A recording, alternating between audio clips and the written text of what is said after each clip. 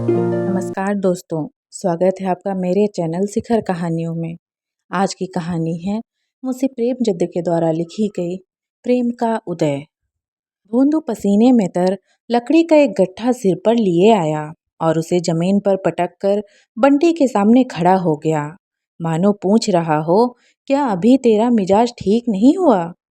संध्या हो गई थी, फिर भी लू चलती थी और आकाश पर गर्द छाई हुई थी। प्रकृति रक्त शून्य देह की भांति शिथिल हो रही थी। भोंदू प्रातःकाल घर से निकला था। दोपहरी उसने एक पेड़ की छाह में काटी थी। समझा था इस तपस्या से देवी जी का मुंह सीधा हो जाएगा, लेकिन आकर देखा तो वह अब भी कोप भवन में थी। भोंदू ने बातचीत छेड़ने के इरादे से कहा, लो एक लोटा पानी दे दो, बड़ी प्यास लगी है, मर गया सारे दिन। बाजार में जाऊंगा तो 3 आने से बेसी ना मिलेंगे, 2-4 सैकड़े मिल जाते तो मेहनत सुफल हो जाती। बंटी ने सिरकी के अंदर बैठे बैठे कहा, धर्म भी लूटोगे और पैसे भी, मुंह धो रखो। भोंदू ने भवें सिकुड़ कर कहा, क्या धर्म धर्म बकती है? धर्म करना हंसी खेल नहीं है। धर्म वह करता है जिसे भगवान ने माना हो। हम क्या खाकर धर्म करेंगे? भर पेट चवेना तो मिलता नहीं, धर्म करेंगे। पंटी ने अपना वार ओछा पड़ता देखकर चोट पर चोट की। संसार में कुछ भी ऐसे भी महात्मा हैं जो अपने पेट चाहे न भर सकें, पर पड़ोसियों को न्योता देते फिरते हैं। नहीं तो सारे दिन बन बन लकड़ी ना तोड़ते फिरते। ऐसे धर्मात्मा लोगों को मेहरियां रखने की क्या सोचती है, यही मेरी समझ में नहीं आता। धर्म की गाड़ी के अकेले नहीं खींचते बनती। भोंदू इस चोट से तिलमिला गया। उसने जिगरदार नसें तन गईं, माथे पर बल पड़ गए। इस अबला का मुंह वह एक डपट में बंद कर सकता था, पर डांट डपट उसने ना सीखी थी। जिसके पराक्रम की सारी कंजड़ों में धूम थी, जो अकेला 150 जवानों का नशा उतार सकता था, वह इस अबला के सामने चूं तक ना कर सका। तभी जवान से बोला, मेहरिया धर्म बेचने के लिए नहीं लाई जाती, धर्म पालने के लिए लाई जाती हैं। यह कंजर दंपति आज 3 दिन से और कोई कंजर परिवारों के साथ इस बाग में उतरा हुआ था। सारे बाग में सिरकियां ही सिरकियां दिखाई देती थीं। उसी 3 हाथ चौड़ी और 4 हाथ लंबी सिरकी के अंदर एक एक पूरा परिवार जीवन के समस्त व्यापारों के साथ कलबबाज सा कर रहा था। एक किनारे चक्की थी, एक किनारे रसोई का स्थान, एक किनारे 2 एक अनाज के मटके। द्वार पर एक छोटी सी खटोली बालकों के लिए पड़ी थी। हर एक परिवार के साथ 2-2 भैंसे या गधे थे। जब डेरा कूच होता तो सारी गृहस्थी इन जानवरों पर लाद दी जाती थी। यही इन कंजड़ों का जीवन था। सारी बस्ती एक साथ चलती थी। आपस में ही शादी ब्याह, लेन देन, झगड़े टंटे होते रहते थे। इस दुनिया के बाहर वाला अखिल संसार उनके लिए केवल शिकार का मैदान था। उनके किसी इलाके में पहुंचते ही वहां की पुलिस तुरंत आकर अपनी निगरानी में ले लेती थी। पड़ाव के चारों तरफ चौकीदार का पहरा हो जाता था। स्त्री या पुरुष किसी गांव से जाते तो 2-4 चौकीदार उनके साथ हो लेते थे। रात को भी उनकी हाजिरी ली जाती थी। फिर भी आसपास के गांव में आतंक छाया हुआ था, क्योंकि कंजर लोग बहुधा घरों में घुसकर जो चीज चाहते उठा लेते और उनके हाथ में जाकर कोई चीज लौट ना सकती थी। रात में ये लोग अक्सर चोरी करने निकल जाते थे। चौकीदारों को उनसे मिले रहने में ही अपनी कुशल दिखती थी। कुछ हाथ भी लगता था और जान भी बची रहती थी। सख्ती करने में प्राणों का भय था, कुछ मिलने का तो जिक्र ही क्या, क्योंकि कंजर लोग एक सीमा के बाहर किसी का दबाव न मानते थे। बस्ती में अकेला भोंदू अपनी मेहनत की कमाई खाता था, मगर इसलिए नहीं कि वह पुलिस वालों की खुशामद न कर सकता था। उसकी स्वतंत्र आत्मा अपने बाहुबल से प्राप्त किसी वस्तु का हिस्सा देना स्वीकार न करती थी, इसलिए वह यह नौबत आने ही न देती थी। बंटी को पति का यह आचार निष्ठा एक आंख न भाती थी। उसकी और बहनें नई नई साड़ियाँ और नए नए आभूषण पहनती तो बंटी उन्हें देख देखकर पति की अक्रमणता पर कुढ़ती थी। इस विषय पर दोनों में कितना ही संग्राम हो चुके थे, लेकिन भोंदू अपना परलोक बिगाड़ने पर राजी न होता था। आज भी प्रातःकाल यही समस्या आ खड़ी हुई थी और भोंदू लकड़ी काटने जंगलों में निकल गया था। सैकड़े मिल जाते तो आंसू पूछते, पर आज सैकड़े भी ना मिले। बंटी ने कहा, जिनसे कुछ नहीं हो सकता वही धर्मात्मा बन जाते हैं। प्राण अपने मांड में ही खुश हो। भोंदू ने पूछा, तो मैं निखट्टू हूँ?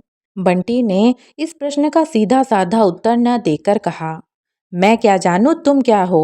मैं तो यही जानती हूँ कि हाँ, धेले धेले की चीज के लिए तरसना पड़ता है।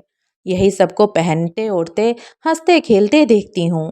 क्या मुझे पहनने ओढ़ने हंसने खेलने की साध नहीं है?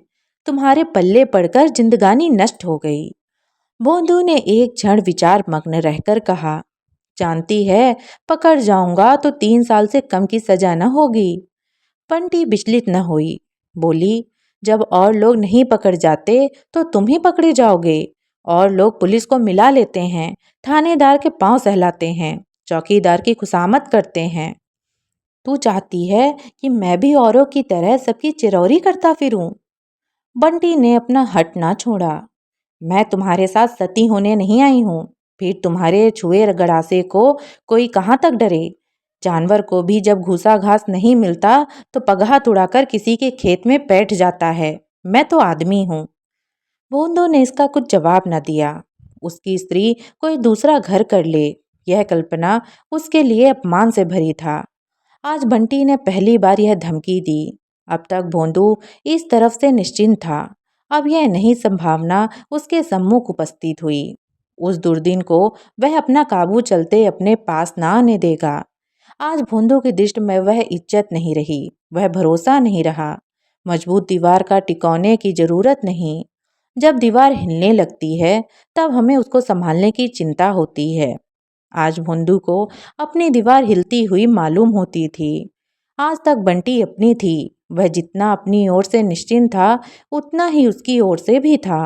वह जिस तरह खुद रहता था उसी तरह उसको भी रखता था। जो खुद खाता था उसको भी खिलाता था।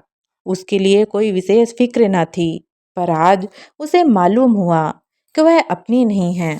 अब उसका विशेष रूप से सत्कार करना होगा, विशेष रूप से दिलजोई करनी होगी। सूर्यास्त हो रहा था। उसने देखा उसका गधा चरकर चुपचाप सिर झुकाए चला आ रहा है। भूंदों ने कभी उसकी खाने पीने की चिंता न की थी, क्योंकि गधा किसी और का अपना स्वामी बनाने की धमकी ना दे सकता था। भूंदों ने बाहर आकर आज गधे को पुचकारा, उसकी पीठ सहलाई और तुरंत उसे पानी पिलाने के लिए ढोल और रस्सी लेकर चल दिया।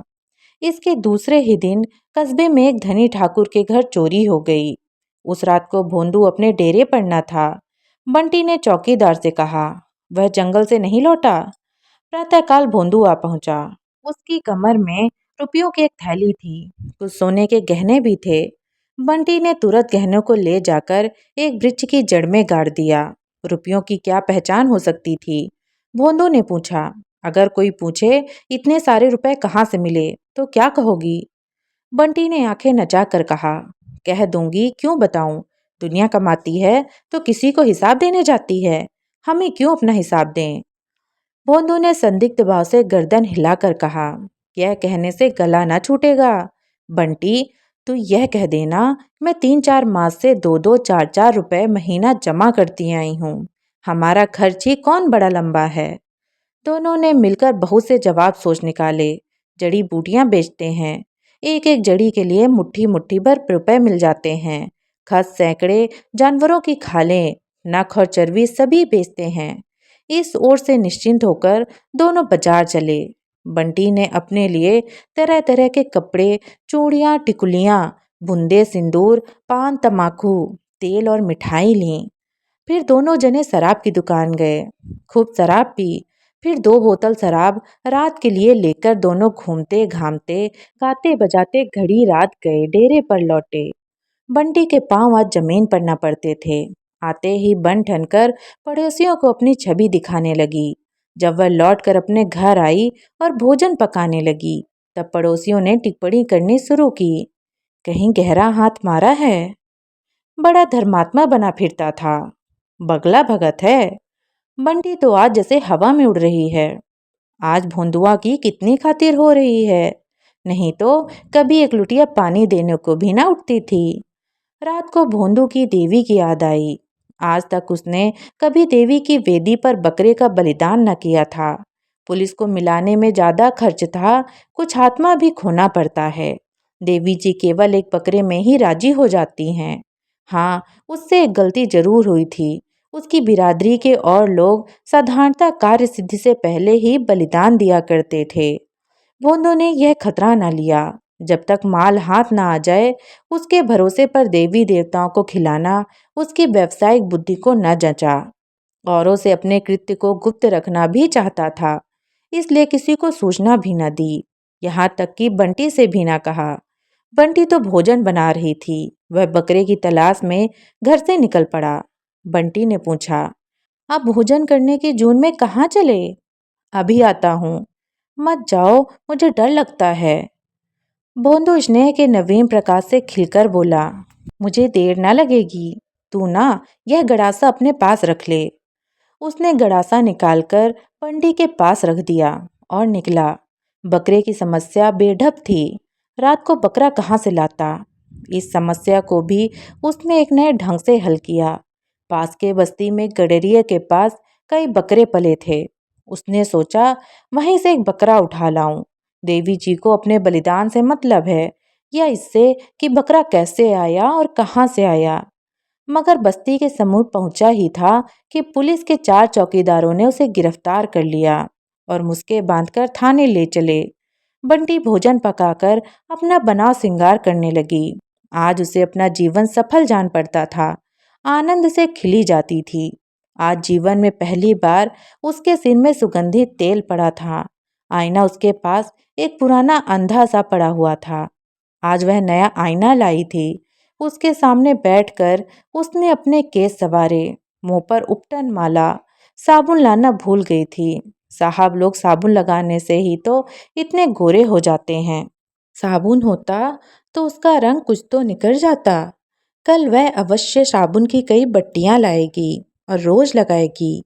केस कूदकर उसने माथे पर अलसी का लुआब लगाया, जिसने बाल न बिखरने पाए। फिर पान लगाए। चूना ज्यादा हो गया था, गलफड़ों में छाले पड़ गए थे। लेकिन उसने समझा शायद पान खाने का यही मजा है। आखिर कड़वी मिर्च भी तो लोग मजे से खाते हैं। गुलाबी साड़ी पहन और फूलों का गजरा गले में डालकर उसने आईने में अपनी सूरत देखी तो उसने आबनोसी पर लाली दौड़ गई। आप ही आप लज्जा से उसकी आंखें झुक गईं। दरिद्रता की आग से नारित्व भी भस्म हो जाता है। नारित्व की लज्जा का क्या जिक्र।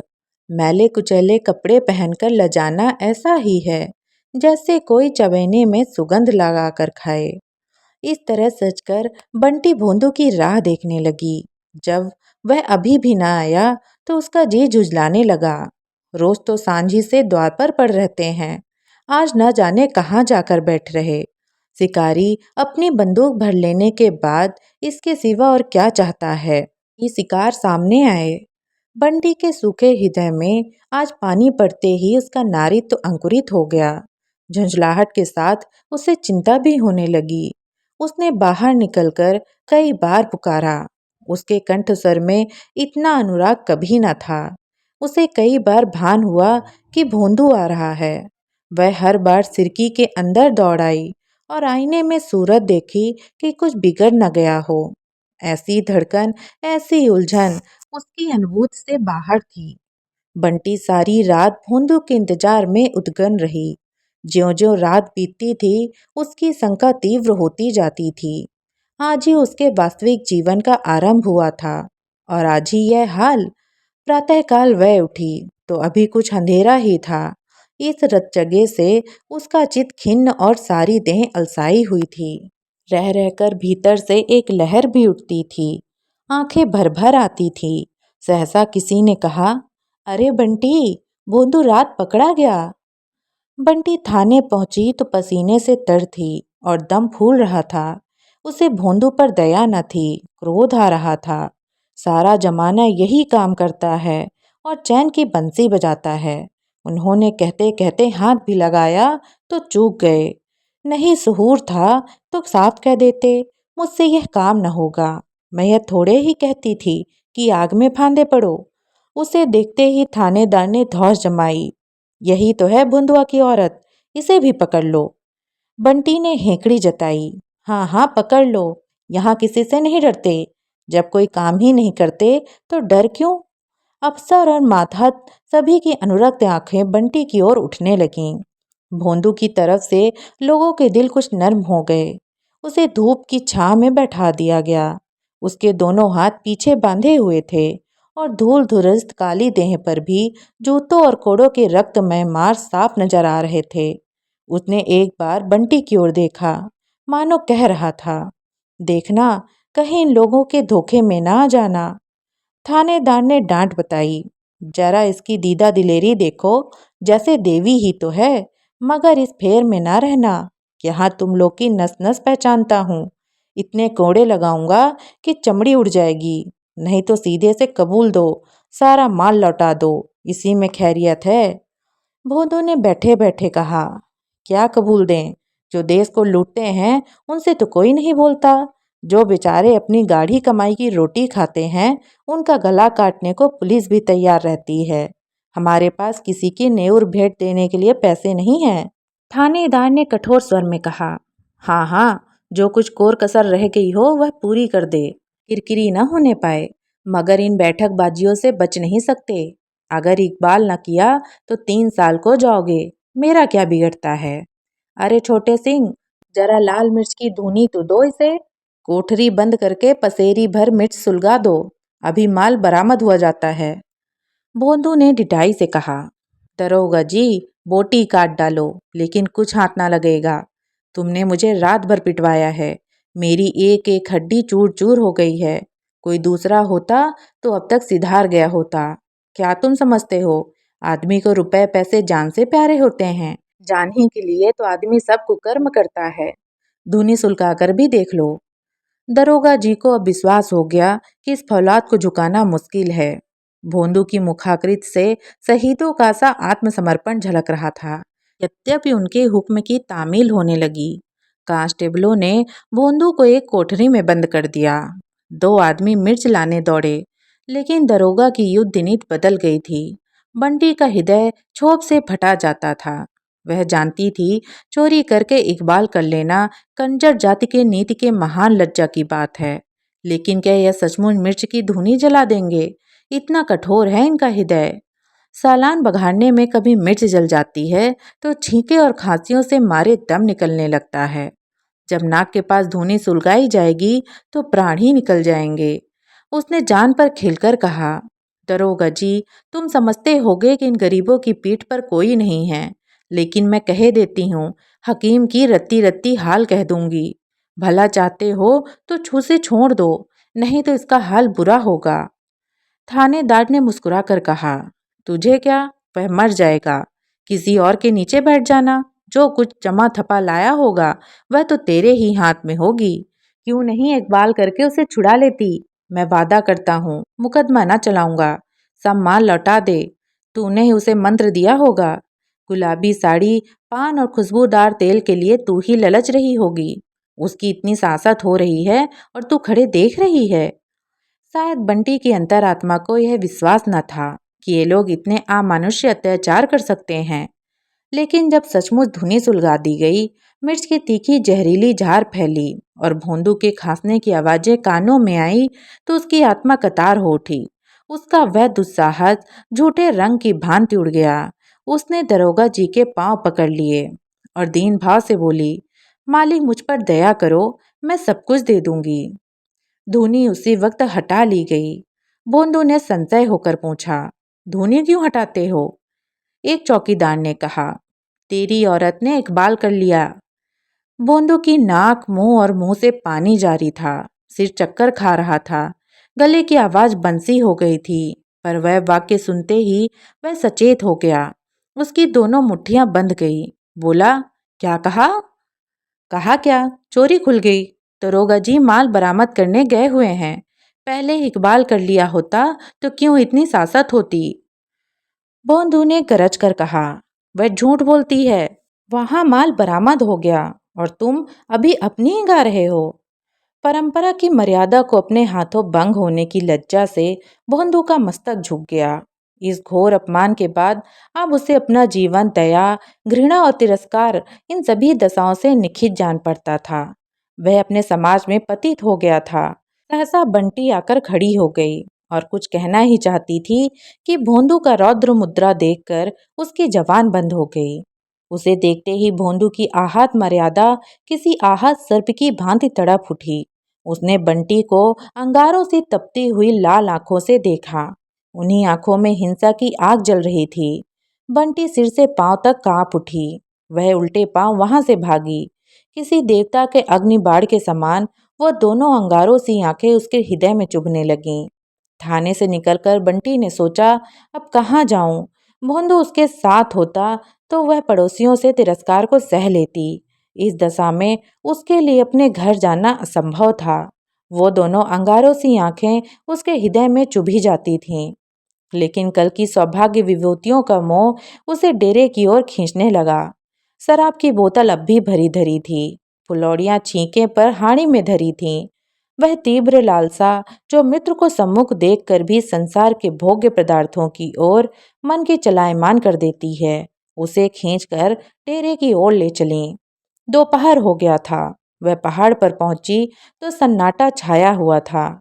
अभी कुछ देर पहले जो स्थान जीवन का क्रीड़ा क्षेत्र बना हुआ था, बिल्कुल निर्जन हो गया था। बिरादरी वालों के तिरस्कार का सबसे भयंकर रूप था। सभी ने उसे ताज्जुब समझ लिया। केवल उसकी सिरकी उस निर्जनता में रोती हुई खड़ी थी। बंटी ने उसके अंदर पांव रखे तो उसके मन में कुछ वही दशा हुई जो अकेला घर देखकर किसी चोर की होती है। कौन कौन सी चीज समेटे। उसी कुटी में उसने रो रो कर 5 वर्ष काटे थे, पर आज उसे उससे वही ममता हो रही थी जो किसी माता को अपने दुर्गुणी पुत्री को देखकर होती है, जो बरसों बाद परदेश से लौटा हो। हवा से कुछ चीजें इधर उधर हो गई थीं। उसने तुरंत उन्हें संभाल कर रखा। फुलौड़ियों की हांडी छींके पर कुछ ठंडी हो गई थीं। शायद उस पर बिल्ली झपटी थी। उसने जल्दी से हांडी उतार कर देखी। फुलौड़ियां अछूत थीं। पान पर जो गीला कपड़ा लपेटा था वह सूख गया था। उसने तुरंत कपड़ा तर कर दिया। किसी के पांव की आहट पाकर उसका कलेजा धक से हो गया। भोंदू आ रहा है। उसकी वह दोनों अंगारों सी आंखें, उसके रोए खड़े हो गए। भोंदू के क्रोध का उसे दो एक बार अनुभव हो चुका था, लेकिन उसने दिल को मजबूत किया। क्यों मारेगा? कुछ कहेगा, कुछ पूछेगा, कुछ सवाल जवाब करेगा कि यूं ही गरसा चला देगा। उसने उसके हाथ कोई बुराई नहीं की, आफत से उसकी जान बचाई। मरजात जान से प्यारी नहीं होती। भोंदू को होगी, उसे नहीं है। क्या इतनी सी बात के लिए वह इसकी जान ले लेगा? उसने खिड़की के द्वार से झांका। भोंदू न था, केवल उसका गधा चला रहा था। बंटी आज उस अभागे से गधे को देखकर ऐसी प्रसन्न हुई मानो उसका भाई नहर से बतासों की पोटली लिए थका मांदा चला आता हो। उसने जाकर उसकी गर्दन सहलाई और उसके थूथन अपने मुंह से लगा लिए। वह उसे फूटी आंखों न भाता था, पर आज उससे उसे कितनी आत्मीयता हो गई थी। वह दोनों अंगारों सी आंखें उसे घूर रही थीं। वह सिहर उठी। उसने फिर सोचा, क्या किसी तरह ना छोड़ेगा? वह रोती हुई उसके पैरों पर गिर पड़ेगी, क्या तब भी ना छोड़ेगा? इन आंखों को वह कितनी सराहना किया करता था। इनमें आंसू बहते देखकर भी उसे दया ना आएगी। बंटी ने चुक्कड़ में शराब उड़ेलकर पी ली और छींके से फुलौड़ियां उतारकर खाईं। जब उसे मारना ही है तो साथ क्यों जाए? वह दोनों अंगारों सी आंखें उसके सामने चमक रही थीं। दूसरा चुक्कड़ भरा और पी गई। जहरीला ठर्रा जिसे दोपहर की गर्मी ने और भी घातक बना दिया था, देखते देखते उसके मस्तिष्क को खौलाने लगा। बोतल आधी हो गई थी। उसने सोचा, भोंदू कहेगा तूने इतनी दारू क्यों पी, तो वह क्या कहेगी? कह देगी हाँ पी, क्यों ना पिए, इसी के लिए तो वह सब कुछ हुआ। वह एक भी बूंद ना छोड़ेगी। जो होना हो जाए। भोंदू उसे मार नहीं सकता, इतना निर्दयी नहीं है, इतना काया नहीं है। उसने फिर चुक्कड़ भरा और पी गई। 5 वर्ष के वैवाहिक जीवन की अतीत स्मृतियां उसकी आंखों के सामने खिंच गईं। सैकड़ों ही बार दोनों में गृह युद्ध हुए थे। आज बंटी को हर बार अपनी जाति मालूम हो रही थी। बेचारा जो कुछ कमाता है उसी के हाथों पर रख देता है। अपने लिए कभी एक पैसे की तंबाकू भी लेता है तो पैसा उसी से मांगता है। भोर से सांझ तक बन बन फिरा ही तो करता है। जो काम उससे नहीं होता वह कैसे करे। एकाएक एक कांस्टेबल ने आकर कहा, अरे बंटी कहाँ है? चल देख, बुद्धुआ का हाल बेहाल हो रहा है। अभी तक तो चुपचाप बैठा था, फिर ना जाने क्या जी में आया कि एक पत्थर पर अपना सिर पटक दिया। लहू बह रहा है। अगर हम लोग दौड़कर पकड़ न लेते तो जान ही दे दी थी। एक महीना बीत गया। संध्या का समय था। काली काली घटाएं छाई थीं और मूसलाधार वर्षा हो रही थी। भोंदू की सिरकी अब भी निर्जन स्थान पर पड़ी थी। भोंदू खटोली पर पड़ा हुआ था। उसका चेहरा पीला पड़ गया था और देह जैसे सूख गई थी। वह संशय आंखों से वर्षा की ओर देखता था और चाहता है उठकर बाहर देखूं, पर उठा नहीं जाता। बंटी सिर पर घास का बोझ लिए पानी में लथपथ आती दिखलाई दी। वही गुलाबी साड़ी पर तार तार, किंतु उसका चेहरा प्रसन्न है। विषाद और ग्लानि के बदले आंखों से अनुराग टपक रहा है। गति में वह चपलता, अंगों में वह सजीवता है जो चित्त की शांति का चिन्ह है। भोंदू ने क्षीण स्वर में कहा, तू इतना भीग रही है, कहीं बीमार पड़ गई तो कोई एक घूंट पानी देने वाला भी ना रहेगा। मैं कहता हूँ तू क्यों इतना मरती है? 2 गट्ठे तो बेच चुकी है, तीसरा गट्ठा लाने का काम क्या था? यह हांडी में क्या लाई है? बंटी ने हांडी को छिपाते हुए कहा, कुछ तो नहीं है, कैसी हांडी? बोंदू जोर लगाकर खटोली से उठा, आंचल के नीचे छिपी हुई हांडी खोल दी और उसके भीतर नजर डालकर बोला, अभी लौटा नहीं तो मैं हांडी फोड़ दूंगा। बंटी ने धोती से पानी निचोड़ते हुए कहा, जरा आईने में सूरत देखो, घी दूध कुछ ना मिलेगा तो कैसे उठोगे कि सदा खाट पर सोने का ही विचार है। भोंदू ने खटोली पर लेटते हुए कहा, अपने लिए तो एक साड़ी नहीं लाई, कितना कह के हार गया। मेरे लिए घी और दूध सब चाहिए, मैं घी ना खाऊंगा। बंटी ने मुस्कुरा कर कहा, इसीलिए तो घी खिलाती हूँ कि तुम जल्दी से काम धंधा करने लगो और मेरे लिए साड़ी लाओ। भोंदू ने मुस्कुरा कर कहा, तो आज जाकर कहीं सेंधा मारूं? बंटी ने उसका गाल पर एक ठोकर देकर कहा, पहले मेरा गला काट देना तब जाना। तो दोस्तों, कैसी लगी आपको ये कहानी? कमेंट करके ज़रूर बताइएगा और मेरे साथ जुड़े रहने के लिए सब्सक्राइब करिएगा मेरे यूट्यूब चैनल को। धन्यवाद।